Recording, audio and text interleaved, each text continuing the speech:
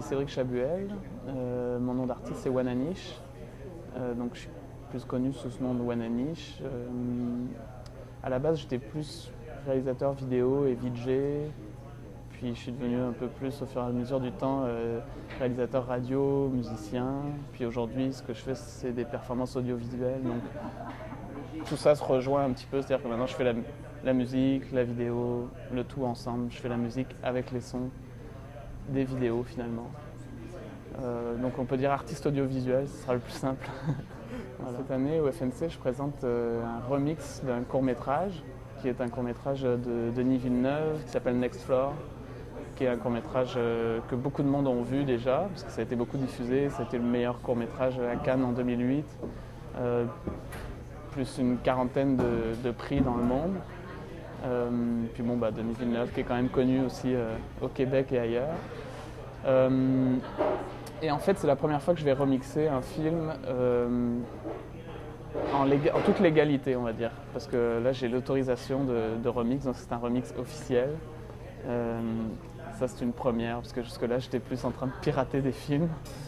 Donc voilà, c'est tout à fait nouveau. Là c'est les producteurs qui m'ont proposé finalement, après avoir vu mon boulot, de faire une tentative avec ça et plus si affinité. Et voilà, j'aurais pu plus mal tomber je pense. Donc voilà, j'étais très content. En plus j'avais vu le film, donc quand ils m'ont proposé j'étais hyper emballé, quoi. En fait ça présentait tout un défi parce que aussi il est court. D'habitude je remixais plus des longs métrages, puis mettons je prenais un long métrage pour faire un morceau de 5 minutes, puis avec 15 courts métrages je faisais un set d'1 heure, quoi. Donc du coup je regardais le film comme ça, puis direct je voyais des endroits, ok c'est ça que je vais prendre, tout ça.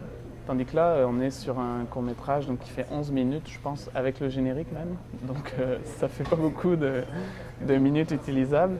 Puis en fait il y avait plusieurs défis. Il y avait ce côté-là de la durée, parce que pour faire quelque chose de nouveau avec un film court, il faut aller chercher vraiment dans le détail. Il y avait le côté aussi que c'est une unité de lieu quasiment. Et puis que c'est un fonctionnement, c'est une construction assez systématique, quoi. Un petit peu genre répétitive, puis un coup il y a une rupture qui nous emmène vers la fin. Et donc c'est des actions quand même assez répétitives. Ça c'était le deuxième point qui faisait que c'était pas facile. Et le troisième point c'est que dans un bon film, généralement, il y a beaucoup de sons hors champ. Et moi vu que je travaille avec le son et l'image en même temps, j'ai besoin de beaucoup des sons qu'on appelle diégétiques, donc j'ai besoin beaucoup des sons qui sont visibles à l'écran. Ce qui est plus le cas dans les mauvais films et dans les émissions de télé, mettons. Dans un bon film, le cinéaste, il joue avec le hors-champ. Et donc là, du coup, j'ai dû aller vraiment chercher dans des petits détails. Et puis comme tu disais, il y a l'ambiance aussi du film qui est très marquée, quoi.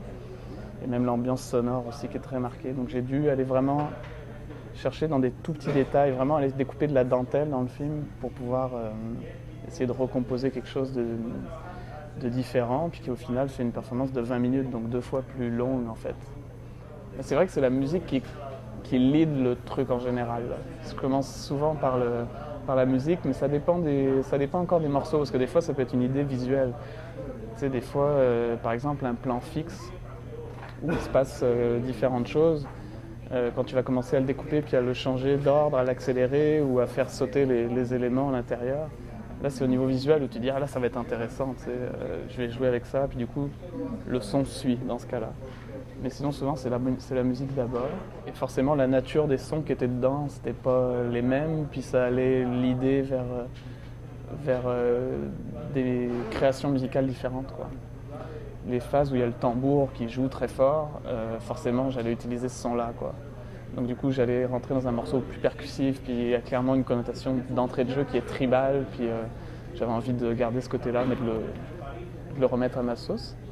Puis sinon, il y a toutes les phases de repas, où là, c'est les bruits de morsures, de salive, de couverts, des bruits très clinquants et tout, et là, c'est forcément pas du tout la même ambiance. Donc quand j'utilise ça, direct ça me met dans un mood musical différent, quoi. Mais je suis attaché à ce côté-là, c'est vrai qu'il y a une prise de risque, mais en même temps il y a tout le temps des erreurs qui finalement sont bonnes puis sont heureuses, donc ça évolue. Puis c'est pas les mêmes outils aussi, il y a des choses que j'arriverais pas à faire live, puis il y a des choses que j'arriverais pas à faire sur un logiciel de montage ou d'édition musicale, quoi. Donc c'est pas les mêmes outils, donc il y a des choses qui sont plus accessibles quand tu es sur le moment. Ce que j'aime bien aussi dans le live, et puis ça vient un peu de l'aspect plus DJ que je fais pour m'amuser à côté, là, mais c'est que finalement avec l'adrénaline et avec tout ce qui se passe, souvent tu es meilleur quand tu es chez toi. Pas tout le temps, mais parce que des fois tu te plantes, puis des fois il y a des bugs aussi, ça c'est flat. Mais surtout avec les ordinateurs, c'est le mauvais côté, c'est quand ça bug, quoi.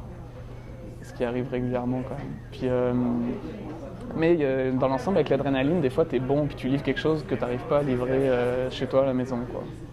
Comment ça s'est passé, c'est qu'il y a un des membres de Phi Group qui est quand même un gros, je pense, ils sont assez nombreux là-dedans, je pense.